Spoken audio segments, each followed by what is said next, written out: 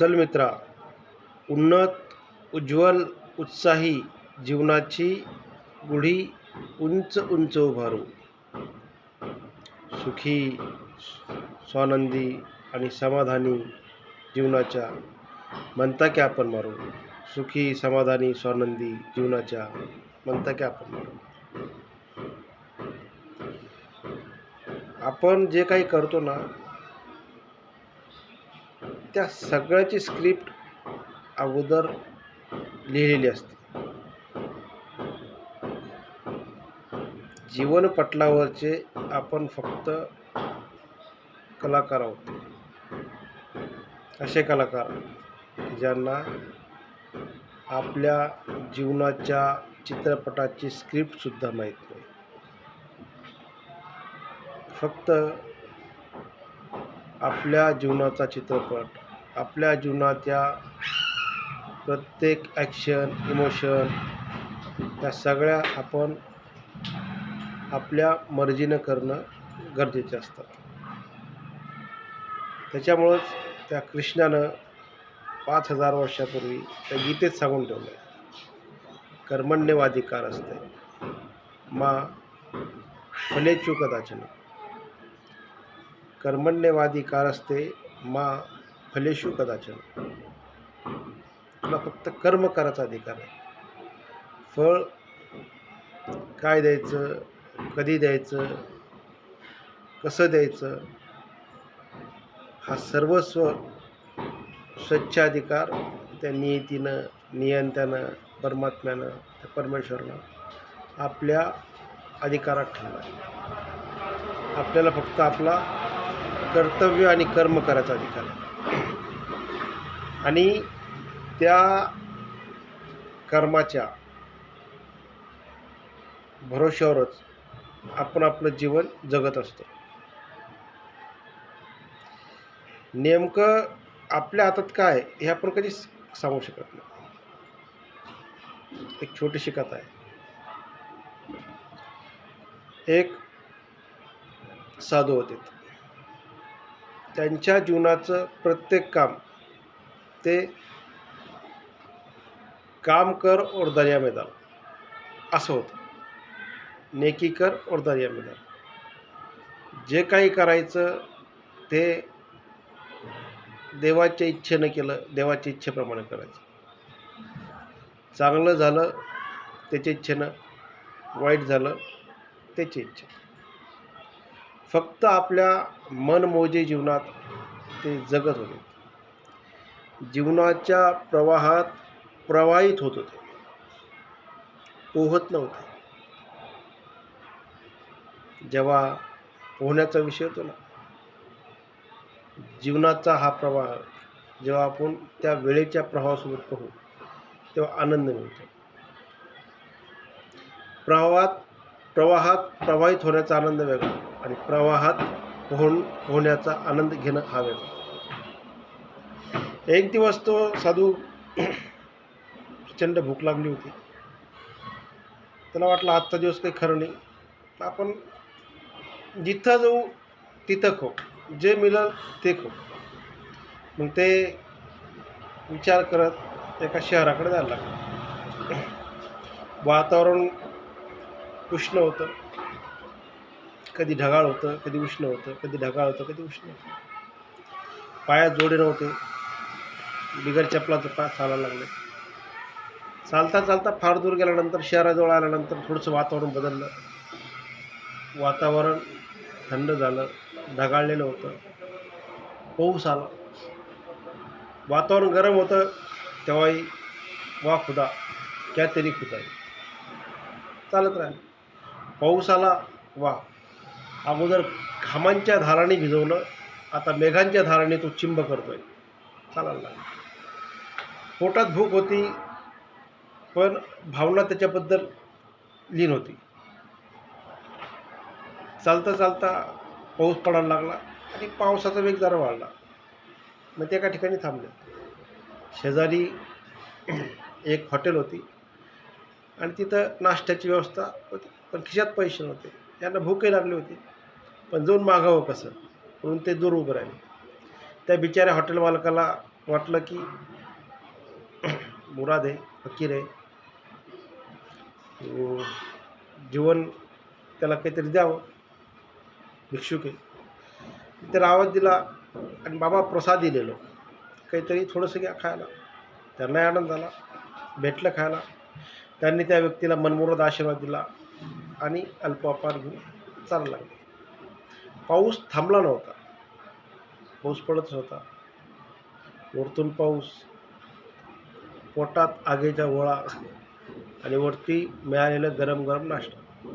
तृप्त झाला आणि समोर निघाला. पावसानं थोडासा वेग कमी केला होता. पावसाच्या पाण्यानं रस्त्यावरचे धबके साचले होते आणि ते स्वतःच्या मौनमौजीमध्ये नामस्मरण करत, पाणी उडवत असं तसं चालले होते. जायचं कुठं तर दिवसभर फिरायचं, जेवण करायचं, प्रवास करायचा. ही धरती माता घर आणि आकाश अंबा हा पिता, यानुसार ते जगले. ठिकाणा कोणताच नाही. जिथं थांबले तो त्यांचा मुक्कामाचा वास, ते त्यांचं घर. जात असताना मनमुरादपणे पावसात भिजत असताना थोड्या पावसाचा वेग कमी झाला होता. मस्त भिजत चालले होते, पायानं पाणी उडवत चालले होते. त्याच वेळेत एक नवीन कपल त्यांच्या समोरून जात होतं. नेमकंच लग्न झालं होतं आणि यांच्या चालण्यानं, पाणी उडवण्यानं त्या नवदाम्पत्याच्या वधूच्या अंगावर थोडेसे पाण्याचे डाग पडले. पाणी त्याच्या अंगावर गेलं. तिच्या नवऱ्याला त्याला फार प्रचंड राग आला. त्याने त्या साधूला, त्या व्यक्तीला, सद्ग्रस्ताला पकडलं आणि चिडचिडपणाने बोलायला लागलं. त्याला हरकत नाही, त्यानं माफी मागितली. पण जेव्हा समोरचा माणूस नम्र व्हायला लागतो तेव्हा त्या व्यक्तीच्या विरोधात असणारा माणूस तो गरम होत असतो. साहजिकच प्रवृत्ती आहे. तो विनवण्या करत होता, माफी मागत होता. तो यानं न राहून त्या नवदाम्पत्याच्या त्या वधूच्या वरांनी, तिच्या नवऱ्यांनी त्याला झापड मारला आणि तो खाली पडला. खाली पडल्याबरोबर जर वरती पाहिलं आणि त्याचे आभार मानले. वा, अगोदर पोटातली भूक होती, ती पायाती निर्माण झाली, पाय भाजवलेत. नंतर पोटातली भूक तूच शमवली आणि आता मारखी वाटला. तुझी लीला अपरंपार आहे देवा. तुझे करतो ते चांगलं आहे. तुझ्या मनात आणि तुझ्या मनोगतात जे आहे ते मी माझ्या मनात आहे म्हणून मी ॲक्सेप्ट करतो. तू करता, कविता, रचयिता, संकलन करता सगळा तूच. त्या पद्धतीने चाललं. तो उठला, ते नवदाम्पत्य समोर गेलं. चालता चालता त्या पतीच्या पायाला उचक आली आणि तो खाली तिथं पडला. त्याची बायको रडायला लागली. आपापसातल्या लोकांना सांगायला लागली की जे महाराज होते त्याने याने मारलं म्हणून त्याने श्राप दिला, म्हणून ह्या माणसाचं पाय मुडपला, त्याला त्रास झाला. काही लोक येऊन त्या महाराजाला बोलायला लागले, त्या सद्ग्रस्ताला बोलायला लागले की तू काय श्राप दिला आहे ते. मग त्यांनी विचारलं की नेमकं त्या व्यक्तीला काय झालं, कशामुळे झालं. ते म्हणे तुम्ही श्राप दिला म्हणून तो माणूस पडला. पण तसं नसतं. कोणाच्या श्रापानं आणि आशीर्वादानं कुणाचं भलं होऊ शकतं किंवा बुरं होऊ शकतं. पण स्वतःच्या कर्मानं जे व्हायचं ते नक्कीच होतं. ह्या बाकीच्या श्राप, आशीर्वाद ह्या मान्यता असू शकतात, पण कर्माची मान्यता, कर्माची संकल्पना ते फेल जाऊ शकत नाही. त्या बाकीच्या गोष्टी फेल जाईल, पण तुमचं कर्म हे तुम्हाला परतफेड त्याची करावी लागते. आणि तो पडला का म्हणे, कारण त्यानं एका नेक माणसाचा अपमान केला होता. त्याचं कर्म तिथं वाईट होतं म्हणून त्याचं वाईट झालं. तो नेक हे कशाहून की तो त्या परमेश्वराच्या प्रत्येक भावनेत त्यानं जसं वागवलं तसं तो जगणारा होता. त्यानं जसं जगवलं तसं तो जगणारा होता. आपण जे काही करतो त्या करण्यामध्ये जर परमेश्वराची इच्छा आहे म्हणून आपण केलं तर जगणं सफल, सहज आणि सजग आणि सुंदर होते. कथा काल्पनिक असू शकते, परंतु यातला बोध सगळ्यात महत्त्वाचा आहे. नेमकं माझ्या हातात काय आहे? रिझल्ट माझ्या हातात आहे. माझ्या मनानं मी जे काम करेल त्या कामाचे परिणाम माझ्या हातात आहे. मला जे पाहिजे ते मी मिळवूच शकून ते मिळविलंच याची शक्यता माझ्या हातात आहे. हातात काही नाही. हातात फक्त परीक्षा आहे, रिझल्ट नाही. रिझल्ट लागायचा तो लागणारच, पण जीवनाची परीक्षा हीच तुझ्या हातात आहे. ती कोणत्या पद्धतीने आपण देतो याच्यावर आपल्या कामाच्या परिमाणावरती कामाचे परिणाम निर्भर असतात.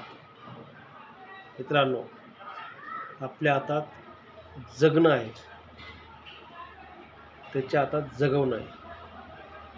जीवनाचा अंतिम प्रवास ठरलेला आहे, पण त्या प्रवासाचा शेवट कधी येईल हेही ठरलेलंच आहे. तर मित्रांनो, जेवढा क्षण लागला तो क्षण मोलाचा आहे.